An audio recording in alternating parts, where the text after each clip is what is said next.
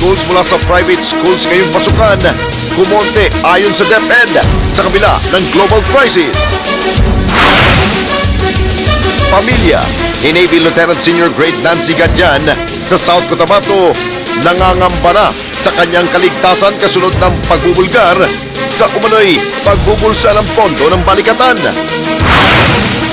British national at asawa niyang Pinay arestado dahil sa umano'y illegal recruitment. Ika-60 birthday ni Aling Junisa Pacquiao itinuloy ngayong araw para sa mga batang hindi nakapasok sa magarbong party kagabi.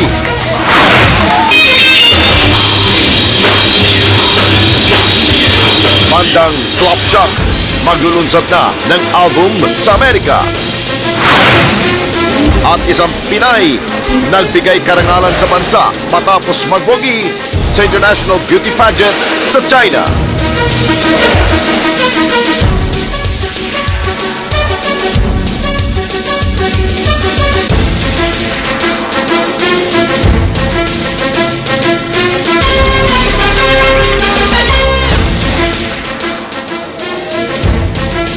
Magandang gabi Pilipinas, ako po si Alex Santos. At ako naman po si Cheryl Cosin. Narito na mga balitang kailangan niyong malaman ngayong Sabado.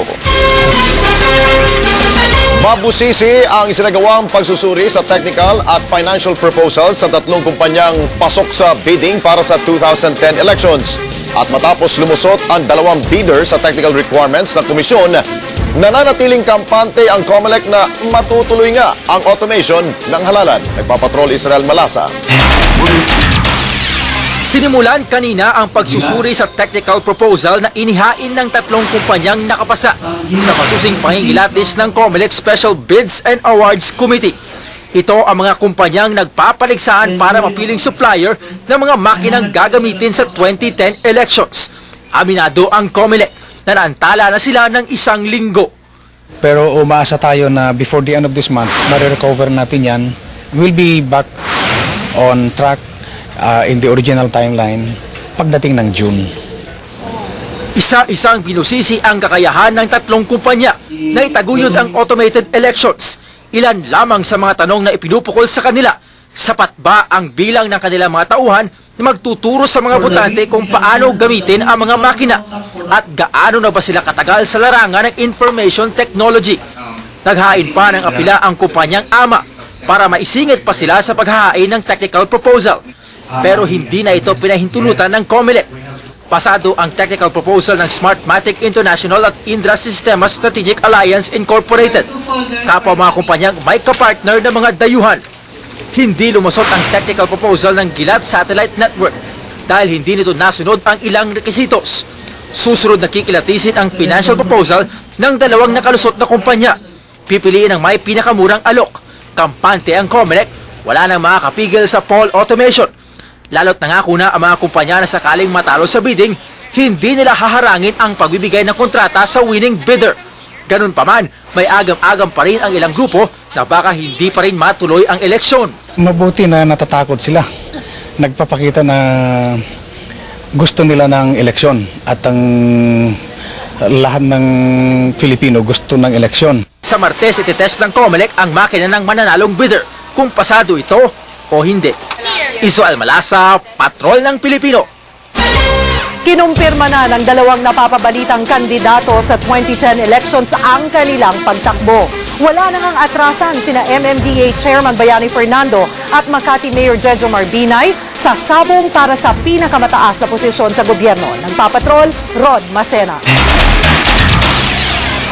Wala nang atrasan sa halalan sa 2010 para kay Metro Manila Development Authority Chair Bayani Fernando. Siya anya ang tanging kasapi ng Partido Lakas na nagpahayag ng kagustuhang tumakbo pagkapangulo sa 1 taon. Sakali mang matuloy ang merger ng Lakas, ang partidong binuo ni dating Pangulong Fidel Ramos at kampi ang partido ni Pangulong Gloria Arroyo, tiwala pa rin si Fernando na malaki ang tsansa niya maging standard bearer. Kaya sa ilang pumuposisyon na hindi naman daw orihinal na kasapi ng partido. Tigas din si Fernando sa pagsasabing hindi siya bababa pagkapangalawang Pangulo. I'll be most effective as President. I'm never effective as a second fiddle because I'm my own man and I I am an idea generator. Sa panig ng oposisyon, si Makati Mayor Jejo Marbinay naman ang pumuposisyon. Kasapi siya ng PDP laban. Hindi raw gaya ng ilang kandidato, ni minsan hindi siya nagpapalit-palit ng partido. Ako po nakapagsabi na ako nag-o-offer ng aking services. Ako talagang nag-ambisyon na maging Pangulo ng ating bansa. Kung sina Fernando at Binay pagkapangulo ang inaasinta, isinusulong naman ang mga militanteng grupo na maging senador sa 2010, sina Bayan Muna Representative Saturo Campo at Gabriela Party List Representative Liza Maza. Para sa ganon ay mayroong magtitiyak doon sa Senado na may sa batas talaga at ma-implementa itong tunay na reforma sa lupa. Tila wala namang pinalpa sa desisyon ni dating Pangulong Estrada sa kanyang pag-iikot sa Camarines Sur, susubukan pa rin daw niyang pagkaisahin ng oposisyon para magkaroon ng iisang pambato. Ito'y bagamat inamin niyang may pangako siya sa pumanaw na inang si Doña Mary. Sabi ko sa akin, mahal na Mama, huwag kang mag-alaala. Magbabalik ako, tatapusin ko yung pagka-presidente ko. Pero magkakaroon lang ng katiyakan ang magiging kalakaran sa 2010 kung tuluyan ng maghahain ng kandidatura ang mga pumuposisyong politiko. Rod Macenas, Patrol ng Pilipinas.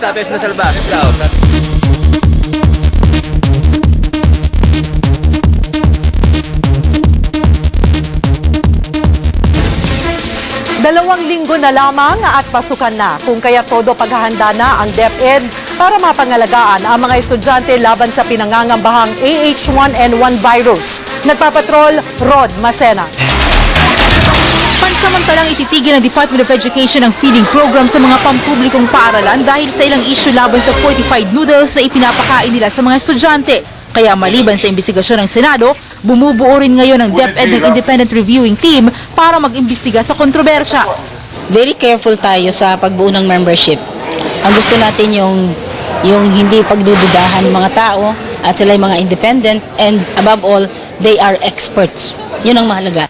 Bagamat nanghihinayang si Yusek Labrador dahil nakakatulong ang feeding program sa mahihirap na mag-aaral, mainam na raw na malinawan muna ang ilang katanungan. Iba yung paalala naman ang ginagawa ngayon ng mga opisyal ng DepEd sa mga guro na iturong maigi sa mga estudyante ang kalinisan.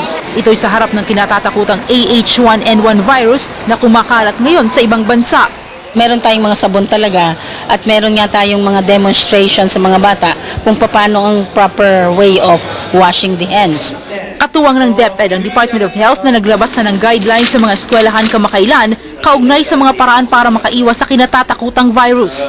Samantala, patuloy na tumataas ang bilang ng mga kumpirmadong kaso ng AH1N1 sa Asia. Kinumpirma ngayon ng Malaysia ang ikalawang kaso at isa sa Japan. Sa tala ng World Health Organization, umabot na sa 7,520 ang nagkakasakit ng AH1N1 sa 34 na bansa, karamihan sa Estados Unidos at sa Mexico. Rod Macenas, Patrol ng Pilipino. Samantala, walang mass exodus o yung maramihang paglipat ng mga mag-aaral sa mga pampublikong paaralan mula sa mga private schools dahil sa krisis. Ayon mismo ito sa Department of Education. Pero mga nasa public school, dama pa rin daw ang hirap ng buhay, kaya bumabalik na lamang sila sa mga probinsya. Nagpapatrol, Joey Villarama. Nangangambang ilan na lalo pang magsisiksika ng mga estudyante sa mga public school dahil sa paglipat doon ng mga estudyante mula sa private school bunsod ng krisis. Pero ayon sa DepEd, walang mangyayaring mass exodus dahil 2% o halos 400,000 estudyante lang ang tansya nilang madadagdag sa 18 milyong public school students sa buong bansa ngayon. Marahil dahil doon sa pronouncement natin na sana wag naman mag-increase ng tuition ang mga private school. I would like to believe that that could be the reason. Sa Rizal High School sa Pasig na isa sa pinakamalaking high school sa buong mundo, halos hindi nagbago ang dami ng mga enrollees kumpara nung isang taon. Mangilan-ngilan lang din ang lumipat sa kanila buhat sa mga pribadong eskwelahan. Pero ang mas kapansin-pansin daw, ang pag-alis ng mga estudyante sa Maynila para sa probinsya na lang mag-aral dahil mas magaan daw ang buhay doon. Yun ang dahilan nila, walang trabaho magulang, lumilipat sila probinsya. Habang ang mga magulang ng mga estudyanteng tuloy ang pakikipagsapalaran sa Maynila, doble kayod ngayon, matustusan lang ang pag-aaral ng mga anak.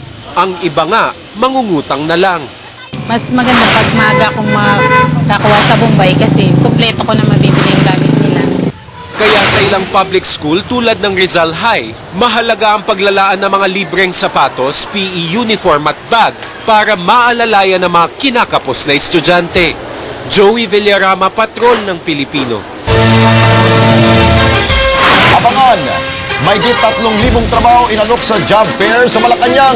Tulong, the livelihood at pautang planong isunod. Alamin kung kailan. Isang Briton at asawa niyang Pinay arestado matapos ireklamo ng illegal recruitment ng mahigit 400 biktima. At ang extension ng birthday celebration ni Aling Julicia Pacquiao sa pagbabalik ng TV Patrol.